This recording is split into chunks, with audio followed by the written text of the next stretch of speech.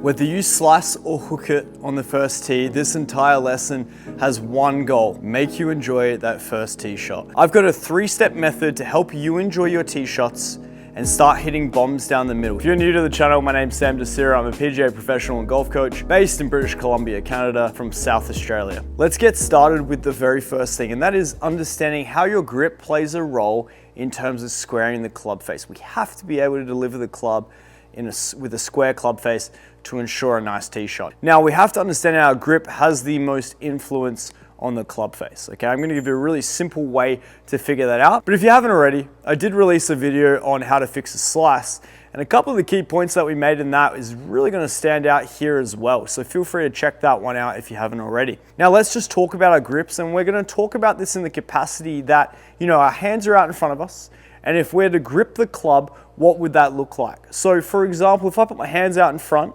and I have my left palm facing down and then I lift my right palm so that it faces to the sky, and then I take my grip with that in mind, so left on top, right underneath, that's going to be a really, really strong grip. And we'd expect that club face to shut based on a grip like this. Okay, vice versa. If I now flip that so that my left palm faces to the sky and my right faces down, and then I take my grip again with that in mind, that concept, I've got a really weak grip now. And that's going to open the club face. So really we're looking for a neutral grip. We don't want to really be messing around with this too much. We kind of actually just want to be somewhere in the middle where our thumbs are pointing to the sky, and then we take our grip like so, and then we create a bit more of a neutral grip. Now, in saying that, there's players on the tour with a slightly strong grip, and there's players on the tour with a slightly weak grip, and it's all dependent on your flight preferences, okay? But let's test all of this. So first, I'm going to flip my hands into the strong grip position. So left on top, you see the logo points to the sky, right's going to be underneath, and I expect to see this ball, or the face to path, that's really what we're going to look at, shutting.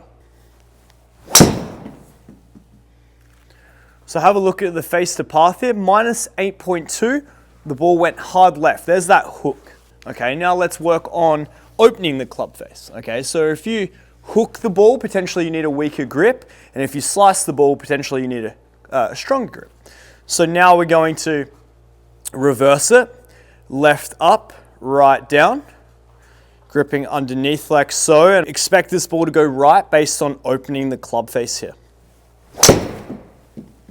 You can kind of feel that immediately slipping in the hands. There you go, 7 degrees open now. So essentially we flip from 8 degrees closed, 7 degrees open, all based on the placement of our hands. Okay, so super important to understand that grip is highly influential to club face. With that in mind, let's now work on that neutral grip. So we've worked on kind of flipping here. Let's get these thumbs pointing out in front of us and grip like so. So let's have a look at the numbers now. Okay, again, face to path is what we're looking at. Felt a lot more solid there. Face to path, minus 1.4. Okay, so there's my middle ground. 8 degrees closed this way, 7 degrees open this way, 1.4. Or negative 1.4, so slightly closed. So much closer to where we want to be, middle ground. So that's the very first step. Control your grip and you control the club face. Let's move on to step 2, which is our tempo, our rhythm. This is going to help gel and glue it all together. Really simple drill. You grab the club with your right hand, okay, with your trail hand. You're going to start making some swings. Just bring your hands to the height of your hip and then through on the other side. Now you'll see if I don't turn my body, and feel free to follow me. Maybe you're at the range, you can pause it. You can work on this drill with me in real time. But as I'm starting to make this swing, and I'm not moving my body, the club feels really, really heavy. Okay, so we have to introduce our lower half. So all of a sudden, I'm gonna start to think about the idea that there's a piece of string from the bottom of the club here connected to my belt buckle. As I take that back, the piece of string moves. Okay, and it lets me follow the grip with my belt buckle. Now, as I start doing this, wouldn't you know it, the club face or the club head starts to feel lighter. It feels weightless. Okay, and if I can start to get this timing right, this idea and this feeling of weightlessness, okay, that's a sign to me of good rhythm. I mean, when you hit the ball well, when you hit that tee shot well, what do you feel? You don't feel much at all. It feels weightless. And that's what we're looking to achieve here with this drill, okay? So we're just trying to feel the weight of the head becoming weightless. And I'm trying to match the timing between my belt buckle and my grip. If I was to quicken my hands up, I can feel that kind of throwing me, okay? I start to lose my balance. And vice versa, if I start to whip my belt buckle through, club falls, feels really uncomfortable. So I'm just trying to match the speed of these two, okay? And then once I feel that, I can grip it with two hands. Same thing, nice and weightless. That's what I'm trying to feel. I'm almost feeling like I get to the top here and gravity just lets the club fall and my belt buckle catches it on the way through, okay? There's my good sequence, my good rhythm. Okay, so that's step 2, understanding how to find that tempo. I would do that before I go out and play.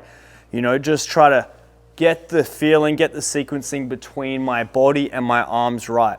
What I'm trying to do is get the speed of my core and the speed of my hands and my arms to match, okay, throughout the swing. Now, how do we complete the backswing? Well, that's step 3. We've got our body, our lower half moving. Now we need to introduce the top half. So it's really simple. As I start to take the club back, my belt buckle's moving, but now I'm going to get my shoulder to brush my chin. So I'm moving and shoulder brushes chin. And then on the way through, I'm moving that belt buckle with the handle, okay? And I'm getting my trail shoulder now to brush my chin. So it's essentially shoulder taps. You know, like I've got the weightlessness and it's shoulder tap, shoulder tap, shoulder tap, shoulder tap. Okay, so there I've built my tempo into a full speed rhythm. And then from there, I just need to work that back into a full swing. But this is a great exercise to use at the range. So let's test this. Let's kind of go for like a 60% swing to start off with. Again, my feeling of weightlessness is the key here. So a couple of practices, get the belt buckle moving. That feels good. Let's go into a 60% swing. Let's take note of our face to path, minus 0.7. 259 yards total. Our carry was 224. Swung it at 60%. You know, pretty easy. I just kind of took what we did with our drill and tried to put it into a full swing there. So now it's time to bump it up a little bit. Let's go for like a 70%. So a little bit more gas into it. Again, trying to get my arms and my core at the same rate, okay, at the same speed. Felt pretty good. Felt like the timing was pretty good of that. Face to path, 1.4, so slightly open. 264 carry. We just jumped 40 yards just from a 10% gain. Now it's time for our 80%. So same deal, weightlessness, weightlessness. Let's see what happens.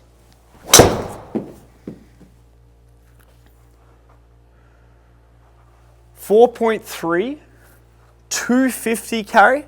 Slightly less. I didn't feel like I hit it sweet, if I'm honest. But I like seeing face to path is pretty good. The club path is decent. Like if that's my miss, I'm going to take that every day. You know, I felt like my timing was slightly out. I felt like I didn't quite hit the center of the club face. But at the end of the day, that's a great miss. So all I've done is get my club face under control via my grip, get my tempo and my rhythm, starting to work my lower half in conjunction with my arms. And then of course, number 3, incorporating that shoulder turn just to create a full swing, a full turn, and create some more effortless speed and power. And there you have it, the 3-step sequence to getting your driver under control. Start hitting it a little bit further, but with way less effort. If this video helped, I'd love to hear about it in the comments. A like and a subscribe goes a massive way. And of course, if you'd like to work together, you can find me on skillest.com. I'd love to help you with your swing. Everything we do there is tailored to your swing, to your anatomy, any injuries or limitations. We work with what you've got. We are simplifying your swing. Thanks for watching. I'll see you guys in the next one.